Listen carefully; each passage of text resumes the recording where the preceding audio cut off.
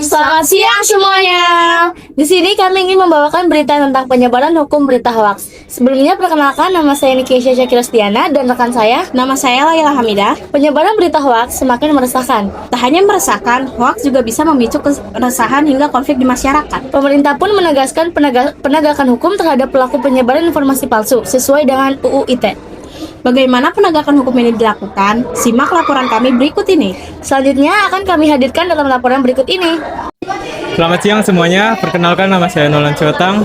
Di sini saya ingin mewawancarai salah satu murid SMA 6 Tambun Selatan mengenai penyebaran hukum berita hoaks. Di sini saya ingin mewawancarai mengenai penyebaran hukum berita hoaks. Di sini saya dengan Farsa Syabani dari 11D.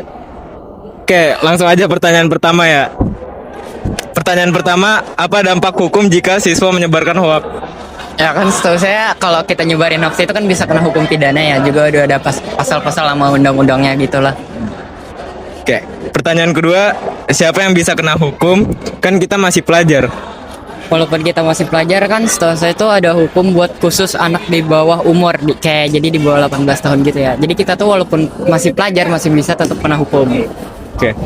Selanjutnya, kapan siswa bisa dianggap melanggar hukum karena hoaks? Saat dia ngebuat atau enggak nyebarin hoax di berbagai media tuh juga bisa kena. Oke. Pertanyaan keempat, di mana biasanya siswa menyebar hoaks? Bisa lewat medsos kayak Twitter, Instagram, banyak lah pokoknya, sama bisa lewat omongan langsung. Lanjut. Oke. Pertanyaan kelima, mengapa banyak pelajar tetap menyebarkan hoaks meskipun tahu itu salah? Ya mungkin karena iseng lah, karena tekanan temannya lah, karena ya nggak tahu lah diajak temennya juga bisa tuh. Oke. Pertanyaan terakhir ya, bagaimana cara siswa bisa menghindari penyebaran hoaks? Nah pertama tuh jangan terlalu percaya sama orang, terus habis itu cek dulu sumber beritanya benar enggak. Pokoknya hati-hati aja lah, jangan terlalu percaya sama orang lain. Ya. Oke. Terima kasih ya Faras, udah mau diwawancarain. Iya sama-sama. Demikian laporan dari SMA 6 Tambun Selatan. Saya Nolan, pamit undur diri, kembali ke studio.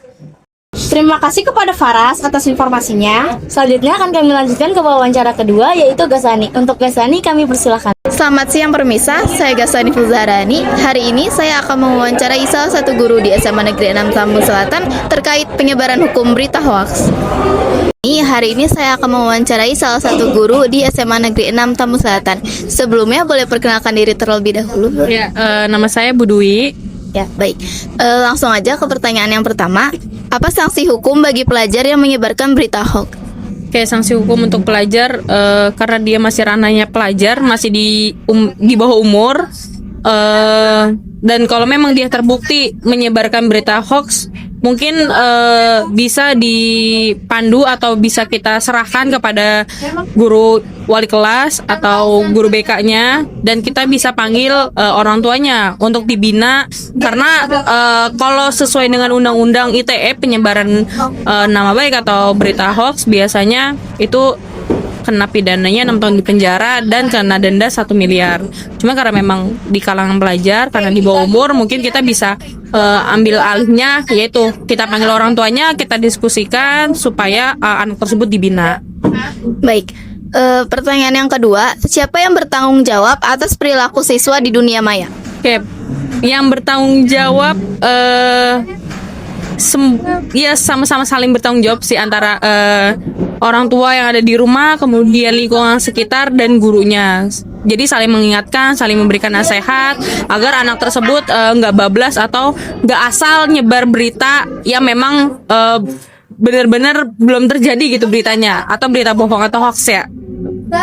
Pertanyaan yang ketiga, kapan siswa bisa dianggap bersalah dalam kasus penyebaran berita hoax? Oke, kapan bisa dianggap salah ya? Pada saat dia menyebarkan berita yang beritanya itu belum valid benar atau tidak. Jadi kadang-kadang kan juga siswa kan asal nge-share aja, entah itu benar atau enggak. Nah itu pada saat itulah dia salah dan memang harus kita bina, harus kita ingatkan kembali supaya tidak terulang kembali. Pertanyaan yang keempat, di mana pelajar biasanya menyebarkan berita hoax? Kalau zaman sekarang biasanya di grup ya, grup WhatsApp atau misalnya di media sosial, di Instagram, di akun-akun yang memang di media-media sosial yang memang kadang-kadang ada akun-akun yang fake account tuh biasanya tuh kayak gitu, atau di ya grup WA sih salah satunya tuh.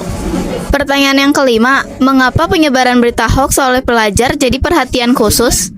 Iya, karena memang pelajar ini kan dia belum tahu, tidak semua pelajar itu kan tahu baik atau buruknya hal tersebut gitu. Jadi kenapa lebih banyak dan lebih mudah, karena memang dia belum banyak pengalaman, belum tahu, dan makanya kami sebagai guru dan sebagai orang tua harus saling ngingetin, harus terus ngingetin, bahkan kita harus ngontrol gitu, ngontrol HP anak, apa yang dia sebar, apa yang ada di HP-nya gitu. Makanya ya itu harus saling ngingetin aja sih sebagai orang.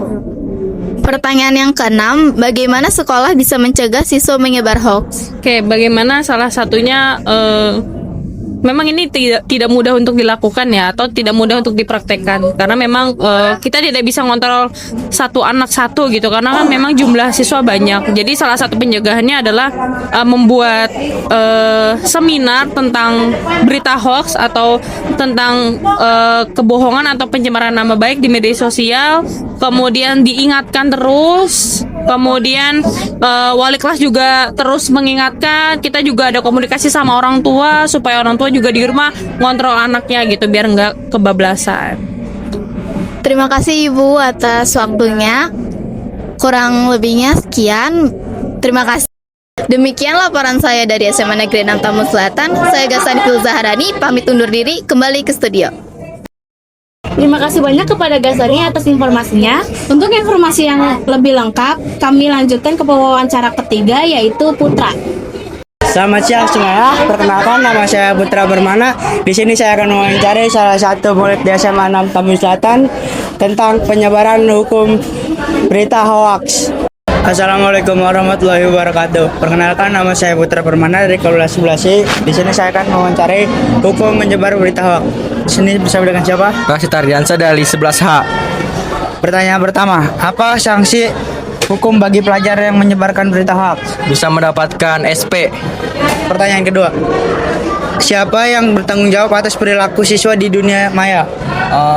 Orang tua, dia kurangnya mendapatkan kontrol dari orang tua. Oke. Pertanyaan ketiga, kapan siswa dianggap bersalah dalam kasus penyebaran hoax? Ketika dia menyebarkan berita yang tidak valid atau yang tidak sesuai. Nah, pertanyaan keempat, di mana pelajar bisa menyebarkan berita hoax? Lebih sering di sosial media. Terus pertanyaan kelima, mengapa penyebaran hoax oleh pelajar jadi perhatian khusus? Ya. Karena remaja zaman sekarang lebih gampang kepercaya berita hoax daripada berita yang asli. Oke, pertanyaan terakhir, bagaimana sekolah bisa mencegah siswa menyebarkan hoax? Mengajarkan cara memakai sosial media dengan bijak. Oke. Sekian dari saya. Demikian laporan saya dari SMA Negeri 6 Tambun Selatan. Saya Putra, pamit undur diri, kembali ke studio. Terima kasih kepada rekan-rekan atas laporannya tentang penyebaran hukum berita hoax. Kami berharap kegiatan ini dapat bermanfaat untuk seluruh masyarakat. Saya Nikesha Cakirosdiana dan rekan saya Laila Hamidah. kami pamit undur diri. Terima kasih.